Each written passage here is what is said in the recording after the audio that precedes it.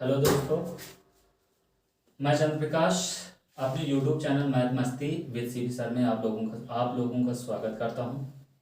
आज हम number system का अगला पार्ट पढ़ेंगे, पार्ट 5। चलिए देखते हैं। सम संख्या। सम संख्या किसे कहेंगे? जिसके इकाई में, ध्यान दीजिएगा, जिसके इकाई में 0, 2, 4, 6, 8 हो तो उसे सम संख्या कहेंगे। उसे सम संख्या कहते हैं। ठीक है, हमने क्या कहा? जिसके इकाई में 0, 2, 4, 6, 8 हो उसे सम संख्या कहेंगे। अथवा कहीं कहीं ऐसे भी लिखा होता है, अथवा ऐसी संख्या जो 2 से भाज्य हो उसे सम संख्या कहते हैं। उसे सम संख्या कहते हैं। ठीक है, ऐसी संख्या जो 2 से क्या हो, भाज्य हो, उसे हम क्या कहेंगे? सम संख्या कहेंगे। जैसे उदाहरण यहां पर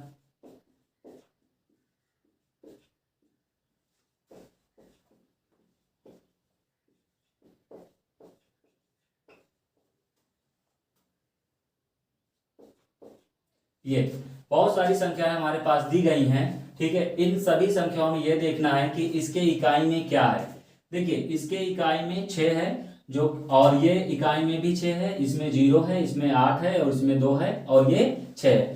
परिभाषा के अनुसार जिसके इकाई में 0, 2, 4, 6, 8 हो वो क्या होती है? सम संख्या। तो ये जितनी भी संख्याएं लिखी हैं ये क्या है? सब सम संख्या है। क्या है? सम संख्या।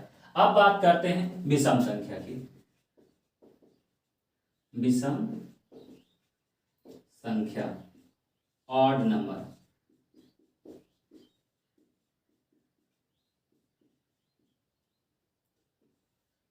विषम संख्या, ध्यान दीजिए, विषम संख्या क्या है? जिसके इकाई में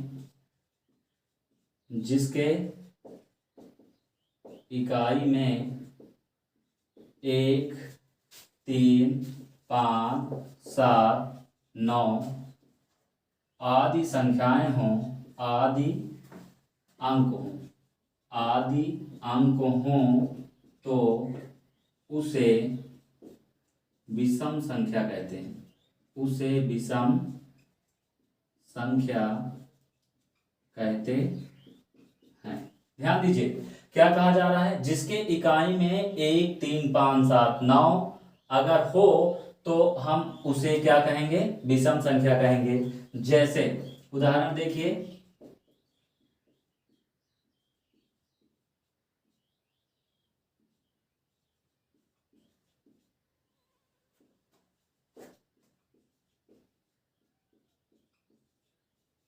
ये हमारे पास संख्या लिखी हैं। इनके सबके इकाई में क्या देखना है? इकाई में क्या है? 1 है, इकाई में 7 है, इकाई में 5 है और इकाई में 9 है।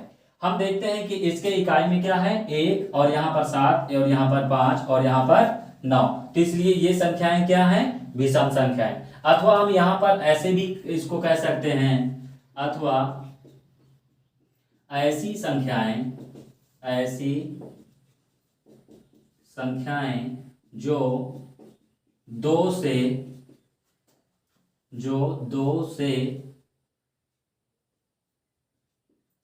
विभाजित ना हो, जो 2 से विभाजित ना हो उसे विषम संख्या कहते हैं। उसे विषम संख्या कहते हैं।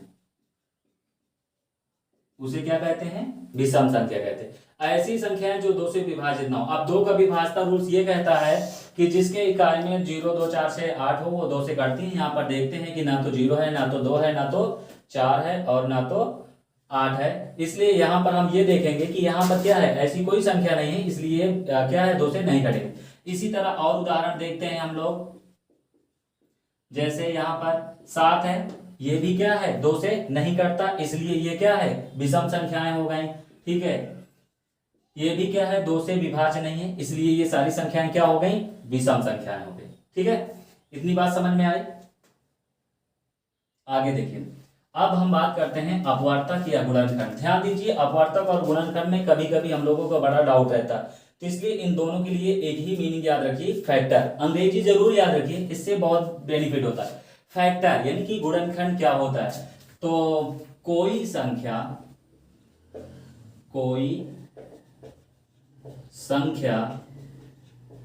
जिन जिन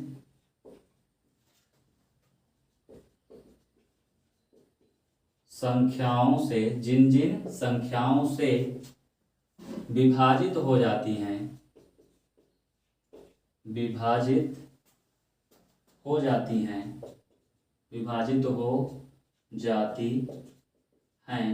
अर्थात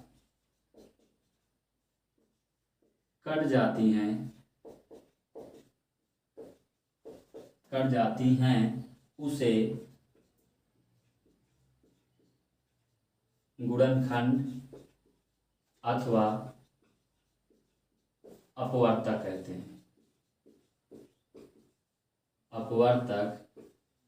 कहते हैं। ध्यान दीजिए, हमने क्या कहा कि कोई संख्या जिन जिन संख्याओं से विभाजित हो जाती है अर्थात कट जाती है उसे हम क्या कहते हैं गुणनखंड कहते हैं। उसे क्या कहते हैं गुणनखंड अथवा अपवर्तक कहते हैं। उदाहरण में देखिए, जैसे 2 किन किन संख्याओं से कटती है, 1 से कटती है, 2 से कटती है। 3 1 के पहाड़ा में आता है और स्वयं 3 के पहाड़ा में आता है। 4 देखिए 1 के पहाड़ा में आता है, 2 के पहाड़ा में आता है, 4 के पहाड़ा में आता है। 5 1 के पहाड़ा में 1 के पहाड़ा में और 5 के पहाड़ा में। 6 1 के पहाड़ा में, 2 के पहाड़ा में, 3 के पहाड़ा में और 6 के पहाड़ा में। जितनी ये संख्याएं दी गई हैं ये सभी क्या हैं गुणनखंड है।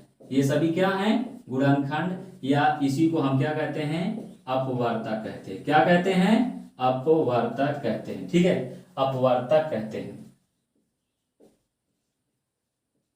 ठीक है, यहां पर ध्यान दीजिए। अब यहां पर नोट एक चीज याद रखिएगा, नोट यहां पर सबसे ज्यादा प्रश्न पूछा जाता है कि सबसे छोटी अभाज्य संख्या, ठीक है, या सबसे छोटा गुणनखंड, सबसे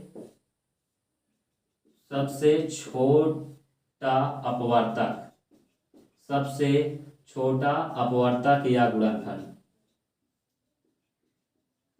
क्या होगा 1। सबसे छोटा अपवर्तक या गुणनखंड क्या होगा 1। फिर नंबर 2 ध्यान दीजिएगा, सबसे बड़ा अपवर्तक, सबसे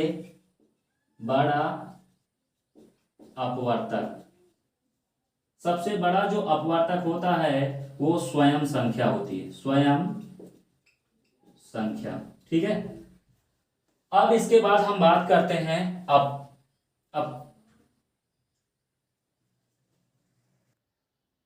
देखिए, अब हम बात करते हैं अपवर्तक या गुणनखंड। कोई संख्या जिन जिन संख्याओं से विभाजित हो जाती है अर्थात कट जाती है उसे हम क्या कहते हैं गुणनखंड या अपवर्तक कहते हैं। ठीक है, अब यहाँ पर जैसे 2 किन किन संख्याओं से 1 और 2 से कटती है, 3 1 और 3 से कटती है, 4 1 2 4 से कटती है, 5 1 5 से कटती है और 6 1 2 3 और 6 से कट जाती है।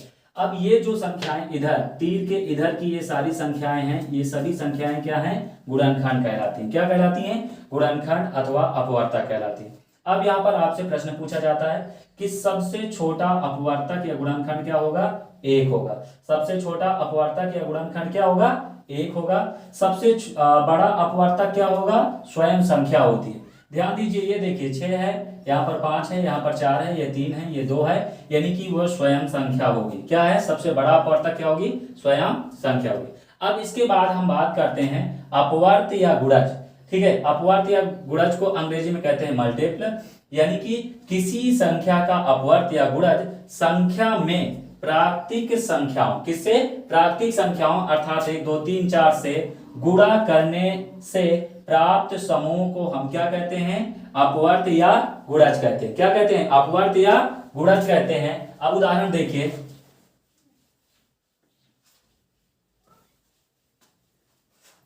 देखिए अब यहां पर जैसे 4 का प्रथम 5 गुणज। अब 4 के प्रथम 5 गुणज यानी कि 4 का, या तो हम ये कहें कि पहाड़ा पढ़ लें, या 1 से पहले 4 का 1 में गुणा करेंगे। 4 1 के 4, 4 दूना 8, 4 3 12, 4 चौक 16, 4 पंचे 20। हमने देखा यहाँ पर क्या है, गुणा किया गया। गुणा का मतलब, गुणज का मतलब पहाड़ा भी होता है, अर्थात किसी संख्या का गुणज हमें ज्ञात करना है तो हम उसका पहाड़ा भी पढ़ सकते हैं। अब जैसे 6 का गुणज, 6 का गुणज।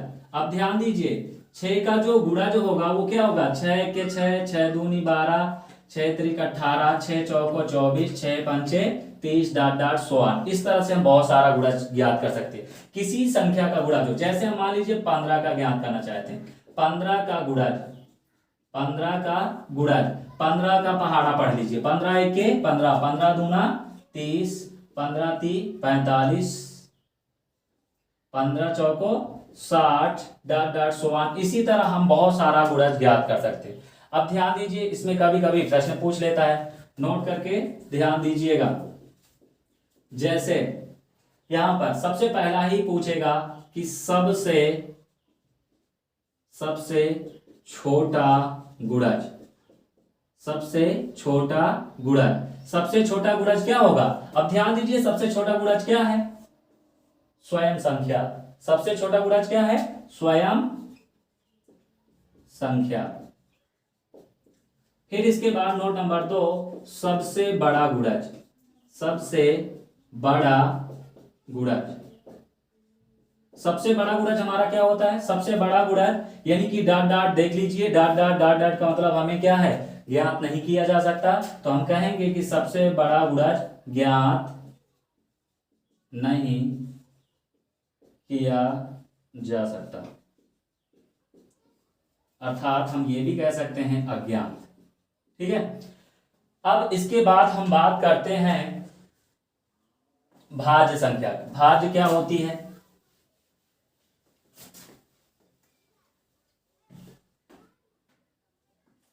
देखिए अगला नंबर है हमारा भाज्य संख्या। भाज्य संख्या, भाज्य संख्या को हम लोग यौगिक भी कहते हैं, यौगिक संख्या।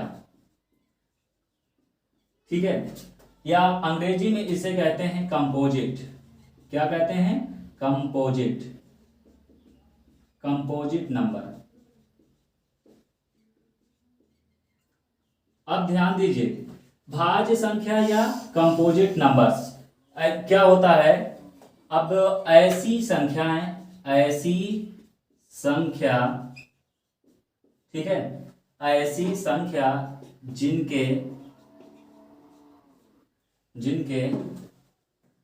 दो या जिनके दो से अधिक, जिनके दो से अधिक गुणनखंड हों, गुणनखंड हों,